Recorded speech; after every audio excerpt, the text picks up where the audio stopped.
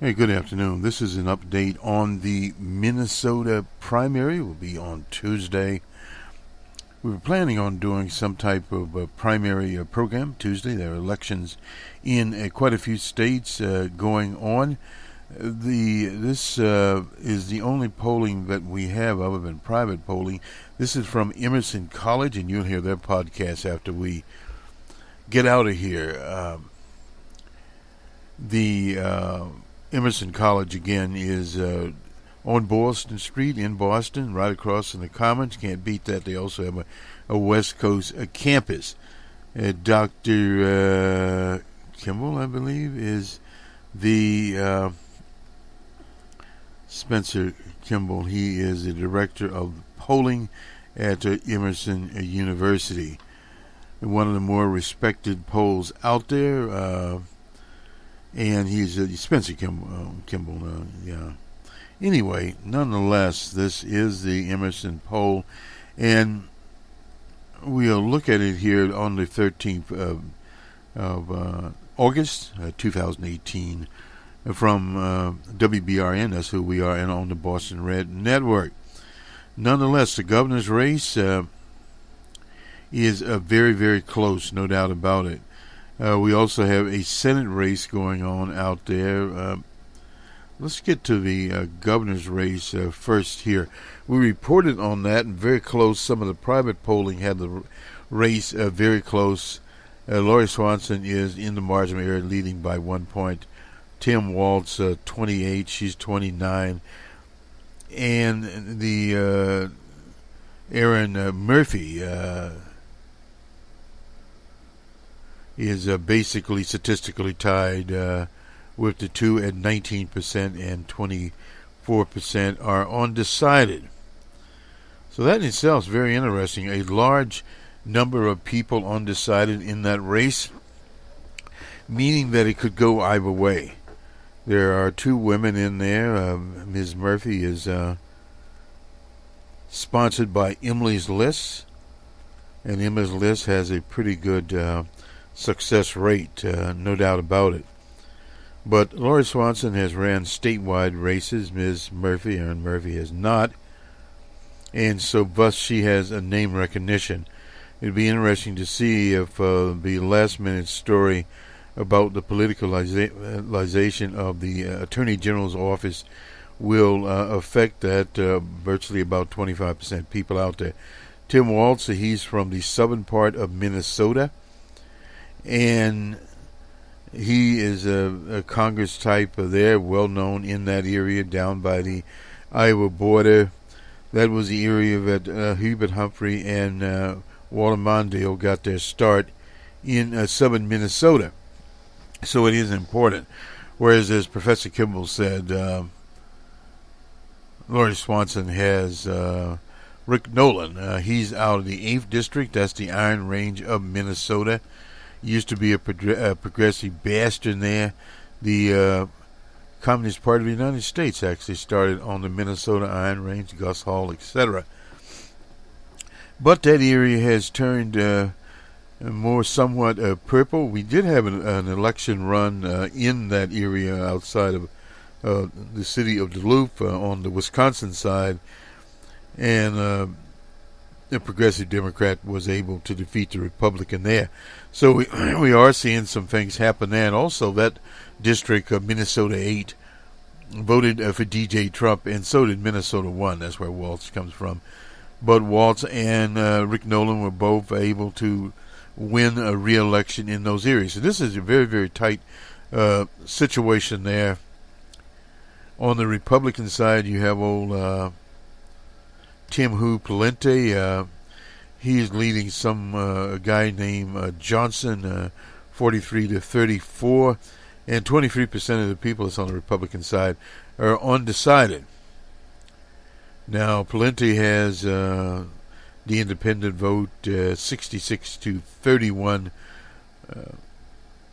while Republican affiliated voters are breaking for Johnson, well, only by a point. Johnson has the endorsement of the Republican Party. So this is an interesting situation. And then we have some matchups here. with the Democrats starting with a slight lead in hypothetical case. It's very difficult to tell because we first have to sort out the Democratic primary. Lord Swanson leads Pawlenty by roughly 9 votes. 21% are undecided there.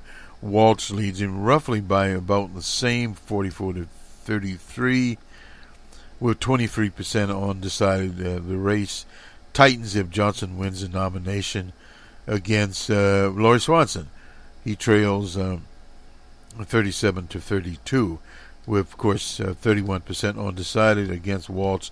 Johnson trails by 13 votes with 23%. For this particular poll, we see this poll as a fairly accurate snapshot of what is going on today. Now, the President Governor Mark Dayton, 39% approval rating, 33% disapproval there, 61% amongst Democrats, 60% disapproval. On the Republican side, independents are split with Mark Dayton. Generic ballot test for Congress, Democrats lead that by 8 points. What we would say, that is past the margin of error of most polls, which is a plus or minus 3.5. This poll a little bit different here, but nonetheless, the Emerson College online poll was conducted the 8th through 11th of August under supervision of Professor Kimball. The sample consists only of somewhat and likely voters with the credibility interval at 4.6% here, a little bit higher than normal, but let's see, 6.9 is the credibility interval for the Democratic primary. Percentage points. Republican primary plus or minus 8%, a little bit more. Data was collected using the online panel provided by the Survey Monkey. Most people survey sample national. Anyway, the poll itself is a fairly accurate snapshot of what's going on. What you have out there is you didn't have a lot of polling. Some of the candidates are using TV. Pawlenty has a lot of money, and the Republicans are putting millions of dollars into this. The Democrats a little less. Their governors' committees are putting some in. So all of these things are happening here. You had Lord Swanson, who was the Attorney General, didn't get the party's endorsement, so she jumped into the governor's race. And Keith Ellison jumped into the Attorney General's race, and he's hit by domestic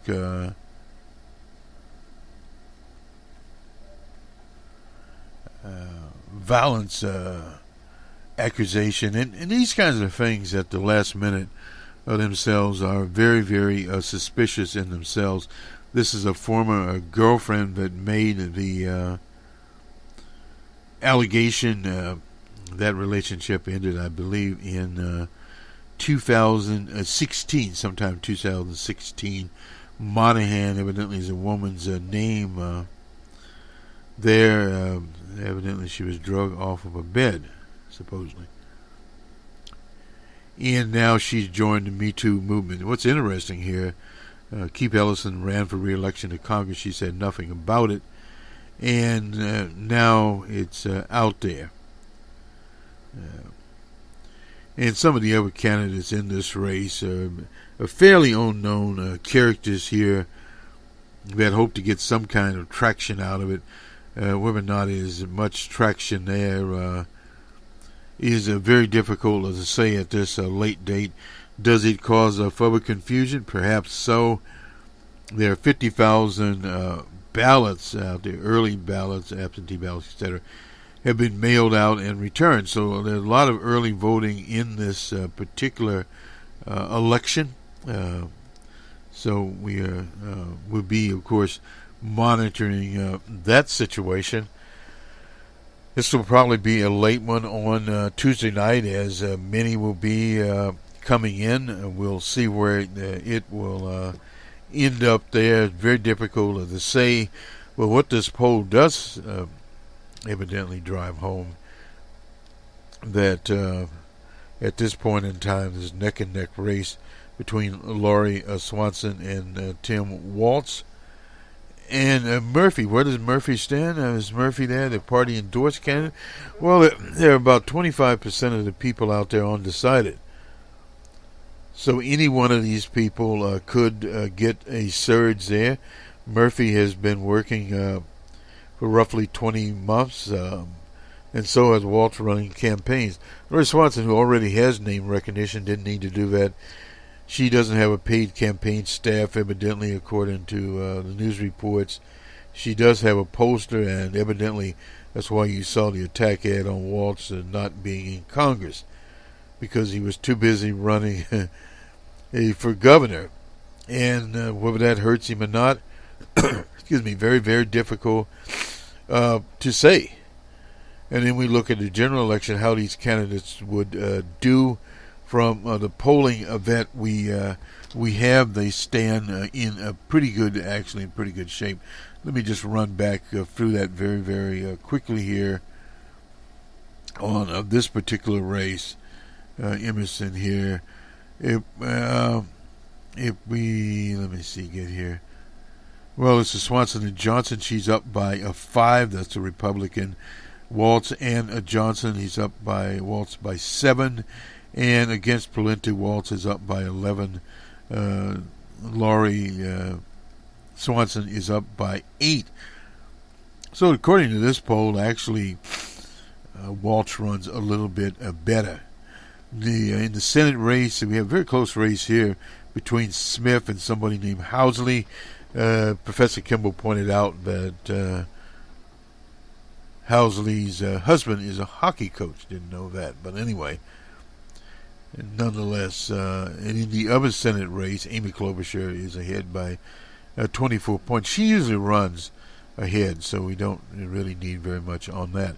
Let's give the Gallup approval rating here. They are the Cadillac or Mercedes or whatever you want to call it, presidential approval ratings. DJ Trump is at 39. We haven't seen any movement there. Rasmus has always had him as an outliner. Up at around 48. Wrong direction, right track at 43, wrong track at 52. That has continuously been up there, so we don't expect much to happen in that particular situation. We do have some polling out of Missouri. Missouri Scout, it's called, has Hockley at 47, and our own Claire McCassell tied there in Missouri. Don't know as much about that poll. We'll have polling coming continuously. There is I believe, a primary down there, and a number of things. Let's just get to that. There's a number of things on the ballot in the state of Missouri. Well, no, actually, excuse me. This is the general election here. General election, okay. This is actually the general election, so we won't spend as much time on it because, again, this is in the state of Missouri, but there are some constitutional amendments to amend the Missouri law to increase the state minimum to $8.50 with 85 cents per hour increase each year until 2023, and the state minimum at that time would be $12. Yes is 60%, and no is 28%. The Missouri Constitution amended to change process and criteria for drawing districts. That is winning by 61% there. And I believe there was one more. It meant to allow the use of marijuana for medical purposes and create regulations, licensing procedures there. It's a closer race there, 54% yes, 35% no, and 10% undecided. So those are some of the things in the state of Missouri. A little early here. And Josh Hockley, these are various cities within the state of Missouri. He's 47 there in Columbus, Missouri, and so is Claire McCassell. In Kansas City, Claire McCassell is 52-43. In Cape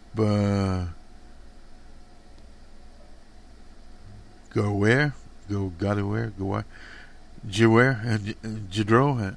It's anyway. Nonetheless, Hackley is up by 61 to 33. That is the hometown of Rush Limbaugh. In Springfield, a town we were last there with President Obama. Anyway, Josh Hockley has 61 to 34, and I believe that's Claremont Castle's hometown also. In St. Louis, Claremont Castle is 53 to 41, and 7% are undecided. They have 5% respectively in Cape Dewar, and in Springfield, and 7% undecided in Kansas City, and 6% in Columbia. The University of Missouri is in Columbia. Anyway, that is basically where they are. Hockley has 84% of Republicans, 5% of Democrats. Claremont Castle, 91% of the Democrats, 11% of the Republicans. That's kind of interesting. And undecided is 4-4, and nonpartisan 15% there. We look at the female-male matchup. Hockley, 45% female, 48% male. Claremont Castle has 49% female and 45% male. And 6% of the females undecided, 7% of the males. The conservatives, 80% of them go with Hockley, and the moderates, 25%, and the liberals, that's not understanding that, 9%. Claremont Castle gets 15% of the conservatives, and this is interesting here, and 68% of the moderates and 84% of the liberals. The undecided is 5 for the conservatives, 8 for the moderates, and 8% for the liberals. I think this is pretty much the breakdown for Missouri. And yeah, we won't go into some of the others here because they would be unknown to you. So that is all we have today on the 13th of August 2018. The Minnesota primary update is what it is from WBRN Radio and on the Boston Red Network. You'll now hear the podcast from Emerson College. Professor Kimball speaking there. It's about 5 minutes. They know how to keep things a little bit briefer. There's theories in these podcasts, but they tend to be as brief as possible so people can get through them. We tend to give a little bit more commentary because we're doing internet radio. Anyway, we'll be on Snitcher with them. You can find us on Snitcher. You can find us on iHeart Radio, the iHeart Radio app. You find us on YouTube, on the RSS feed for the old timers and people that want to on the Boston Red, which is now the Boston Red Network, basically speaking. And we've been doing this weekend has been very busy. We did Mr. Lee's Train, sort of a parody off of Mr. Lincoln's Train that we did in 2008, I believe. Yeah, it was 2008, when President-elect Barack Obama rode the train from Philadelphia into Washington, D.C. Actually, that was 2009. But the white supremacists were riding the back of the subway car into D.C., about 20 or less strong for their quote-unquote event, which they called Alt-Right 2. Wasn't very much to it. Kessler was there with a flag by himself. It was a charade. It was a laugher, no doubt about that. It was very serious in that the alt-right won, resulted in maiming, injuring, and the murder of Heber, and we always remember her down in Charlottesville, Virginia. The University of Virginia is there. So a lot of things going on here. We did highlight a little bit of Wisconsin this morning on the Monday Morning Quarterback, boss Scott Walker being in Wisconsin. And the changing demographics there. The Tea Party had roughly 150 chapters. Now virtually there are none. The idea of a low-tax state has disappeared. the people of Wisconsin now throwing into education, and Walker even has the audacity to call himself the education governor. He doesn't talk very much about the Affordable Care Act, doesn't talk about the destruction of the Public Workers Union. That was a two-pronged scheme. They want to get the public workers first and then take Wisconsin to right to work. Did not work out in Missouri. So you can see a little bit of the change in the landscape. So we'll be looking at what's going on there. Nonetheless, good afternoon from us at WBRN Radio. Good poll thrown your way. Anyways, Minnesota, 2 Senate seats up for grabs, as well as a governorship and a couple of big House races, but no more beating around the bush. Emerson, Polster, Spencer, Kimball. Start with the governor's race. Well, the current governor, Mark Dayton, is somewhat popular in the state. He's got a 39% approval, 33% disapproval, but he's not running for re-election. And the Democrats really have a brawl on their hands between what was presumably the lead horse, Attorney General Lori Swanson. When she jumped in the race, that kind of opened up the door for Keith Ellison to jump out of the 5th district. He's running for AG. And there was a whole, effect of different races opening up, obviously the 8th district with her running mate as well. But in this poll, we find that the race is really tight. 29% is with Swanson. Tim Walz, the representative out of the 1st district, is at 28%. Former State House Majority Leader Erin Murphy, she's statistically tied, but a little bit behind at 19%. And we still have about a quarter of the electorate, 24%, undecided or voting for somebody else. Each of these candidates, do they got like a base of support to draw on? Where is it? I mean, that's sort of a way to Yeah, it's going to be interesting on Tuesday because Walz is out of the 1st district. He's the congressman. And so we're going to expect a good turnout for him out of that area. And if he's going to win, he's going to need a good turnout of the 1st district. Murphy and Swanson have got an interesting little battle going because we know that the Democrats this year are running strong women and they're winning at record numbers. But in this race, Murphy's endorsed by Emily's List. She's endorsed by the party. But Swanson's kind of the brand name because she's won before. And so while Murphy's going to do well in the metropolitan area, Swanson, because she's got a running mate, the congressman up in the 8th district, Rick Nolan, he's going to be able to probably pull a lot of votes from the north. And it's going to be a real exciting night on Tuesday to see if there's enough votes in the south for Walz, enough votes in the north for Swanson, or if Murphy is able to take the race. Remember, she's endorsed by Emily's List, and they've had a pretty good track record this season. Okay, what about the Republicans? The Republicans, when Tim Pawlenty, the former governor, entered the field, a lot of people thought that the race was over, but Jeff Johnson was able to get the party endorsement. And what we're seeing is Jeff Johnson is the party, he's right with Republicans. He's winning 39-38. But amongst independents who plan to vote in the Republican primary, Pawlenty is up 66-13. And overall, Pawlenty's got about a 9-point lead, 43-34. You got any early predictors or even early predictions for the governor's race? Well, we took a look at some hypothetical general election matchups, and it really, at this point, won't matter who the Republicans or Democrats nominate in a hypothetical matchup between Swanson and Pawlenty. Swanson leads 44-36, an 8-point lead. Walz versus Pawlenty, it's an 11-point lead, 44-33. If it was Johnson who gets the nomination, it tightens just a little bit, but that I feel is a name recognition issue. And, both Democrats would start with nearly a double-digit lead in after Tuesday. We'll shift to the Senate races, and correct me if I'm wrong. Minnesota is the only state, or Mississippi is the only other state, with 2 open Senate seats. Is that correct?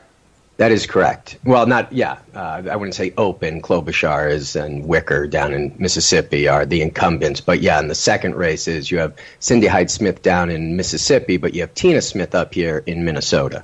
Okay. What about those 2 open Senate races? So Start with either one. This is interesting. So Amy Klobuchar, she is the incumbent. She's running against the likely GOP nominee, Jim Newberger. In our poll, she's up 50-26. So that's a 24-point lead. Tina Smith, she presumably the nominee, though she might have an issue with Richard Painter in the primary, but presuming she gets out of that, Painter, you might recall, you see him on CNN, very anti-Trump, and moved from being a Republican into this primary.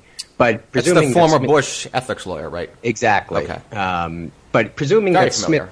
Smith gets the nomination, she leads Karen Housley, 32-28. That's a 4-point gap. So, you're looking at a 25-point gap for Klobuchar. That's what you want to see out of an incumbent.